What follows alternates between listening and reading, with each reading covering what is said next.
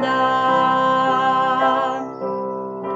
Cristo, queremos servirte.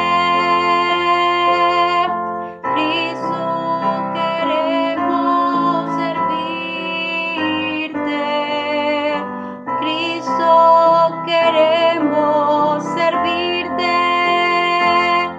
Servirte por tu gran bondad. Cristo, sabemos que vienes. Cristo, sabemos que vienes. Cristo, sabemos que vienes. E iremos contigo a tu hogar.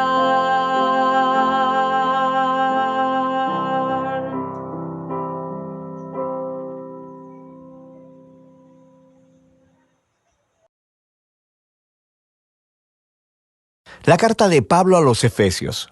La historia de cómo Pablo llegó a la ciudad de Éfeso es realmente interesante. Puedes leerla en Hechos capítulo 19. Éfeso era una ciudad enorme, el epicentro de la adoración a la mayoría de los dioses griegos y romanos. En esta ciudad, Pablo tuvo una labor misionera realmente efectiva y muchas personas se convirtieron en seguidores de Jesús. Años más tarde, después de haber sido aprisionado por los romanos, Pablo escribió esta carta. El flujo de pensamiento en la carta se divide en dos mitades muy claras. En la primera mitad, Pablo explora la historia del Evangelio, cómo toda esta historia llega a su clímax en Jesús y en la creación de su comunidad multiétnica de seguidores. La segunda mitad de esta carta se enlaza con la primera con la palabra pues, y aquí Pablo explora cómo la narrativa del Evangelio debe afectar cada parte de nuestras vidas a nivel personal, en nuestros vecindarios, comunidades y familias. Así que profundicemos para ver cómo Pablo desarrolla todos estos temas. El capítulo 1 se inicia como un hermoso poema al estilo judío, donde Pablo alaba a Dios Padre por las cosas asombrosas que ha hecho en Cristo Jesús. Desde la eternidad pasada, el Padre determinó elegir y bendecir a el pueblo del pacto. Recuerda aquí la familia de Abraham y a Génesis 12, versículos 1 al 3.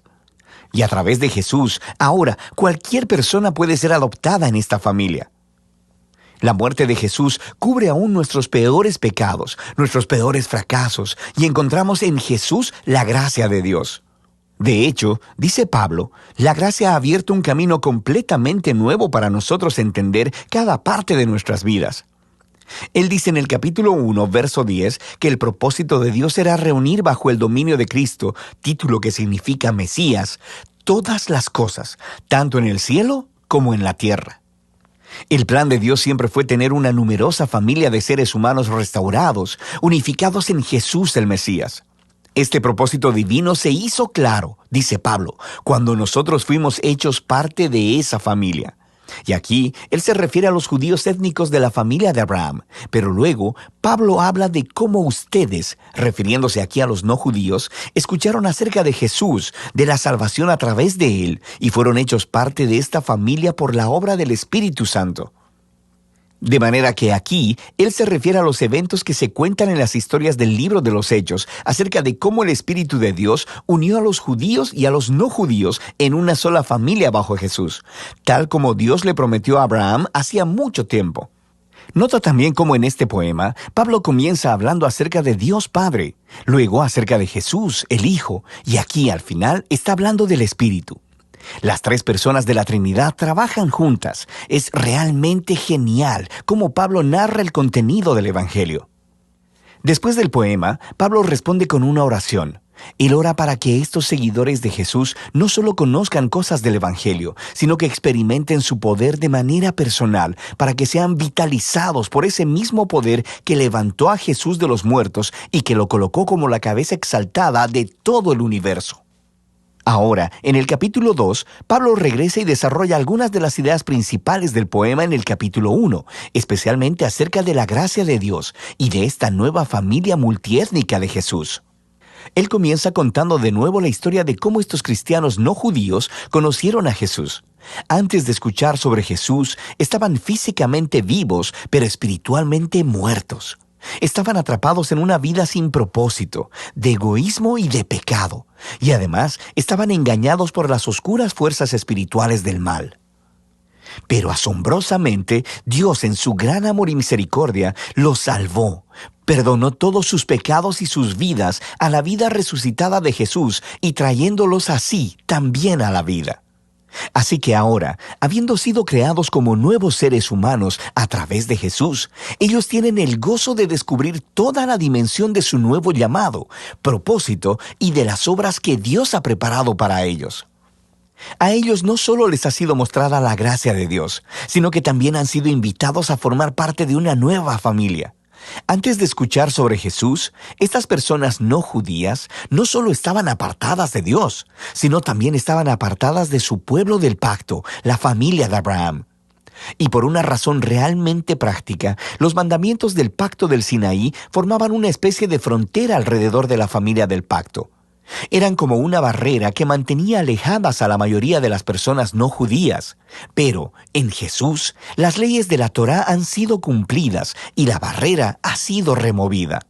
Los dos grupos étnicos se han convertido, como dice Pablo, en una nueva humanidad unificada y que pueden vivir juntos y en paz.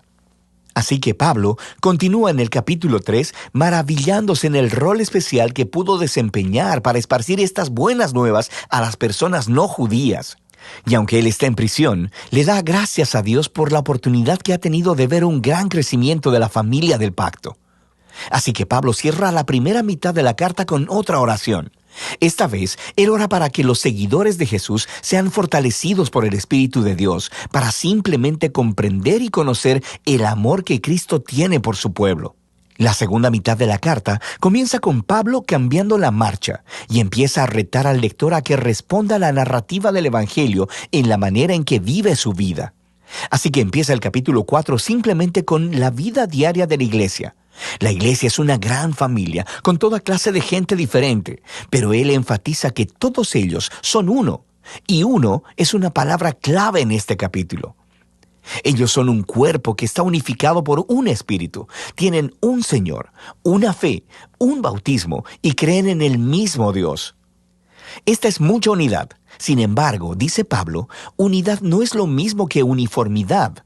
Continúa explicándoles cómo la nueva familia de Jesús consiste de muchas clases de personas diferentes, pero todas son empoderadas por el Espíritu Santo, usando cada una sus talentos especiales y sus pasiones para servir, amarse unos a los otros y así edificar a la iglesia. Y aquí, él usa dos metáforas realmente geniales. Una es la de edificar la iglesia como a un nuevo templo, y la segunda, que todos los miembros se están convirtiendo en una nueva humanidad con Jesús como su cabeza. Y esta nueva humanidad es una metáfora que él seguirá desarrollando en los siguientes capítulos. Pablo reta a cada cristiano a despojarse de su vieja humanidad, como si fuera una ropa vieja, y vestirse de la nueva humanidad en la cual la imagen de Dios está siendo restaurada. Y luego, él continúa con una larga sección donde compara la nueva y la vieja humanidad. Así que, en lugar de mentir, los nuevos humanos dicen la verdad. En lugar de guardar el enojo, resuelven pacíficamente sus conflictos. En lugar de robar, los nuevos humanos son generosos. En lugar de chismear, animan a otros con sus palabras. En lugar de vengarse, los nuevos humanos perdonan. En lugar de satisfacer todo impulso sexual, los nuevos humanos cultivan el dominio propio de sus deseos corporales. En lugar de emborracharse, los nuevos humanos están bajo la influencia del Espíritu de Dios, y Pablo describe de 4 maneras diferentes cómo luce esta influencia. Las primeras 2 tienen que ver con el canto, cantar juntos y también cantar a solas. Y es muy interesante que lo primero que Pablo piensa acerca de cómo trabaja el Espíritu en las vidas del pueblo de Jesús es el canto y la música. La tercera señal de la influencia del Espíritu es estar agradecido en todo. Y la cuarta es que el Espíritu obligará a los seguidores de Jesús a ponerse por debajo de los demás y a considerar a los demás como más importantes que ellos mismos. Y Pablo desarrolla este cuarto punto, mostrando cómo funciona en el matrimonio cristiano. Tienes a una esposa que sigue a Jesús. Ella es llamada a respetar a su esposo y a permitir que él se haga responsable de ella. Y el esposo es llamado a amar a su esposa y a usar su responsabilidad para someter su agenda egoísta y priorizar el bienestar de su esposa por encima del suyo. Y Pablo dice que esta clase de matrimonio está representando la narrativa del Evangelio. Las acciones del esposo imitan a Jesús, su amor y autosacrificio. Las acciones de la esposa imitan a la iglesia, quien permite que Jesús la ame y la renueve. Luego, Pablo aplica la misma idea entre los hijos y los padres, y también entre los esclavos y amos. Pablo cierra la carta recordándoles a estos cristianos sobre lo real que es la maldad espiritual.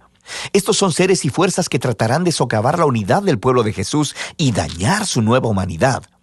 Así que Pablo los reta a permanecer firmes y a vestirse de una armadura metafórica, la cual él describe en detalle. Y Pablo extrae todas estas piezas de armadura del libro de Isaías y de cómo Isaías describió al rey mesiánico. Así que ahora, como seguidores del Mesías, debemos hacer nuestros los atributos del Mesías, ya que formamos el cuerpo de Jesús. De manera práctica, creo que Pablo quiere que los cristianos empiecen a formar nuevos hábitos, utilizando la oración, las escrituras y nuestras relaciones de los unos con los otros para proactivamente ayudarnos a crecer y a madurar como seguidores de Jesús. Y esa es la carta a los Efesios, una muy poderosa. Es aquí donde Pablo resume toda la narrativa del Evangelio y muestra cómo esta narrativa debería moldear cada parte de la historia de nuestra vida.